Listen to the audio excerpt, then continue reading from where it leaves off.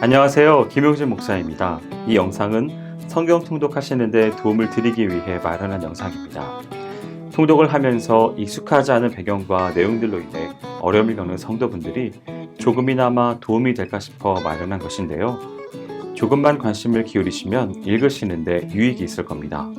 그럼 오늘 읽을 부분에 대한 안내를 해드리겠습니다.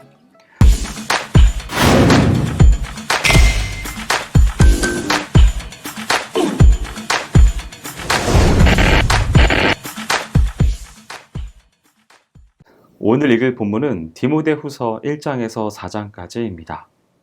디모데후서는 제2차로 로마 감옥에 투옥된 바울이 자신의 순교를 앞두고서 에베소 교회의 젊은 목회자 디모데에게 써보낸 서신이며 디모데에게 보낸 서신으로는 두 번째 것입니다.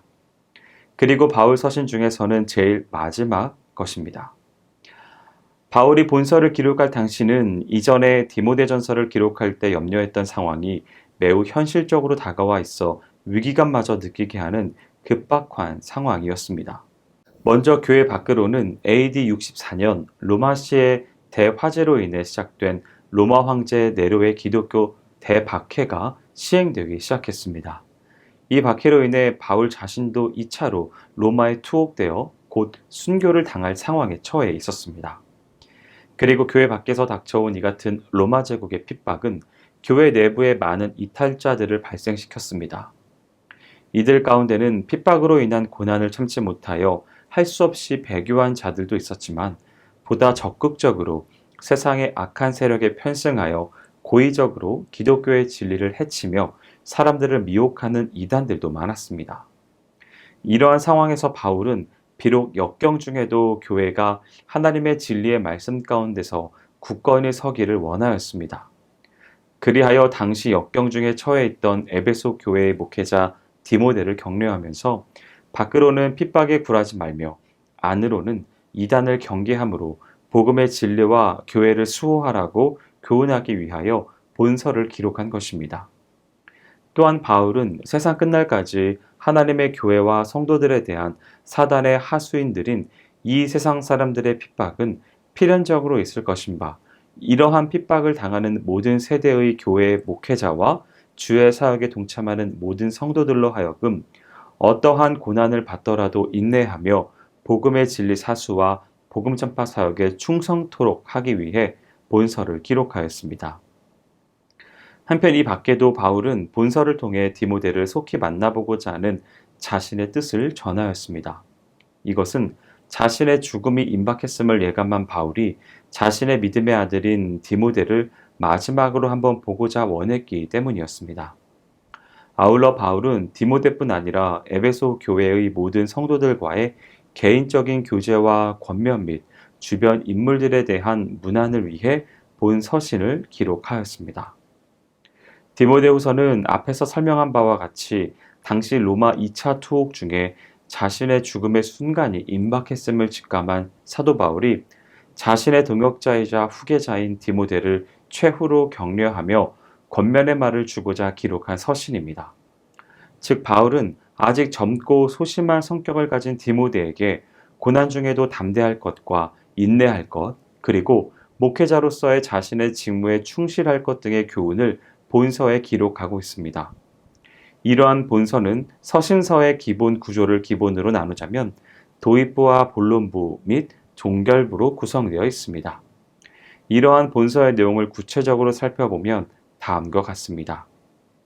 도입부는 공식적인 문안 인사와 함께 본론을 시작하기 앞서 일종의 머릿말로서 바울이 디모데가 변치 않는 믿음을 소유한 것에 대해 하나님께 감사하며 그를 격려하고 이어 복음을 전파하고 성도들을 성경의 정통 교리로 바로 교육해야 하는 목회자로서의 사역을 수행할 때에 사단의 책동으로 말미암아 필연적으로 당하게 되는 현세에서의 고난에 대해 두려워 말고 인내할 것을 권고하는 내용을 기록하고 있습니다. 이는 이후 본서 본론부의 내용을 본격적으로 언급하기에 앞서 고난에 대한 목회자의 자세와 목회자로서의 사명감을 새롭게 일깨우고자 본서 서론부에 다소 다른 서신들에 비해 길게 기록하였습니다. 본론부는 다시 그 내용상 목회자의 목회 자세에 대해 기록한 전반부와 말세에 있을 고난을 대처하는 방법과 목회자의 자세에 대해 기록한 후반부로 구분됩니다. 이러한 본론부의 내용을 보다 구체적으로 살펴보면 다음과 같습니다. 첫 번째 본론부에서는 군사, 경기하는 자, 농부의 세 가지 비유와 주의 사역자로서 바울 자신이 가졌던 삶의 자세에 대한 간증을 통하여 충성된 사역자의 자세와 상급에 관하여 교훈하고, 이어 목회자로서 자신의 사명을 온전히 감당할 수 있기 위한 실제적인 지침들로서 먼저 목회자 자신이 성도들의 본이 되기 위하여 스스로 경건과 순결 생활에 힘쓸 것에 대한 권면과 목회자의 바른 성도 처리 자세에 관한 교훈을 주고 있습니다. 두 번째 본론부는 크게 두 부분으로 나눌 수 있습니다. 먼저 3장 1절에서 17절에서는 말세의 타락상과 핍박 및 거짓 교사들의 책동을 예고하는 가운데 디모데를 위시한 모든 성도가 성경 말씀으로 무장하여 대처할 것을 교훈하고 있습니다. 다음으로 4장 1절에서 8절에서는 항상 전도하며 그리스도의 복음의 진리로 성도들을 교육하여 이단의 거짓 교리에 빠지지 않게 해야 할 목회자로서의 직무 수행에 최선을 다할 것을 권면하고, 이어 당대 최고의 목회자요 전도자로서 이제 그 사명을 다한 후 죽음을 맞이하는 바울 자신의 담담하고도 숙연한 모습을 소개하고 있습니다. 이러한 바울의 장엄한 모습은 모든 하나님의 사역자들이 천국의 의와 면류관을 받는 그날까지 자신의 직무에 최선을 다해야 할 것을 교훈합니다. 종결부에서는 바울이 개인적으로 디모데에게 자기에게 속히 와줄 것과 올 때에 마가를 데리고 또 자신이 드로아 가보의 집에 맡겨두었던 겉옷과 책을 가지고 올 것을 부탁하는 내용과 덧붙여 바울 자신이 직접 피해를 보았던 이단 구리장색 알렉산더를 언급하며 다시 한번 이단에 대해 경계하고, 이어 마지막 권면과 끝맺는 인사를 기록하고 있습니다. 디모데후서의 기본 주제는 다음과 같습니다. 첫째, 이 세상이 예수 그리스도를 미워하여 그분을 대적하고 핍박하였듯 오늘날에도 무릇 그분을 신앙하며 그분의 복음을 전하는 자들에 대하여선 이 세상이 미워하며 갖은 핍박을 받습니다. 그러한 때에 모든 성도들은 하나님을 생각하며 오직 능력과 사랑과 근신하는 마음을 가지고서 인내하며 그리스도의 고난에 참여하는 자들이 되어야 합니다. 이는 우리가 하나님의 자녀로서 그리스도와 함께한 후산이 그와 함께 영광을 받기 위하여선 고난도 함께 받는 것이 당연하기 때문입니다. 둘째, 성도들은 모두 사단과의 영적 싸움에 임하는 그리스도의 군사들이니 오직 대장 되신 그리스도의 명령만을 쫓아 역경 중에도 굴하지 말고 반드시 승리하여야 합니다. 그리고 승리의 비결은 우리의 죄악되고 연약한 성품에서 기인하는 것이 아닌 오직 성도들 가운데 내주하시는 성령으로 말미암는 담대함과 하나님의 전신갑주로 무장하는 것임을 명심하여야 합니다. 셋째, 예수께서도 예고하셨듯이 종말이 가까울수록 세상에는 배교와 도덕적 타락, 거짓 교사의 책동 등의 타락상이 더욱 심화되어집니다.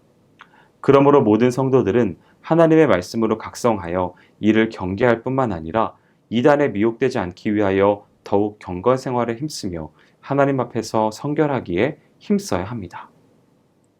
마지막으로 교회의 지도자의 위치에 있는 목회자는 먼저 경건 훈련을 통하여 자신의 신앙 인격을 연마하고 또 하나님의 말씀의 견고한 터 위에 굳게 서서 외부적 압박과 내부적 혼란으로부터 교회를 지키기에 힘써야 합니다. 여기까지 디모데후서를 성경 통독하실 때 도움이 될 만한 내용을 전해드렸습니다. 혹시 이외에 질문이 있으시거나 나누고 싶은 이야기가 있으시면 밴드나 댓글로 달아주시면 필요한 도움을 드리겠습니다. 그럼 내일 다시 만나도록 하겠습니다. 동독 화이팅 하세요!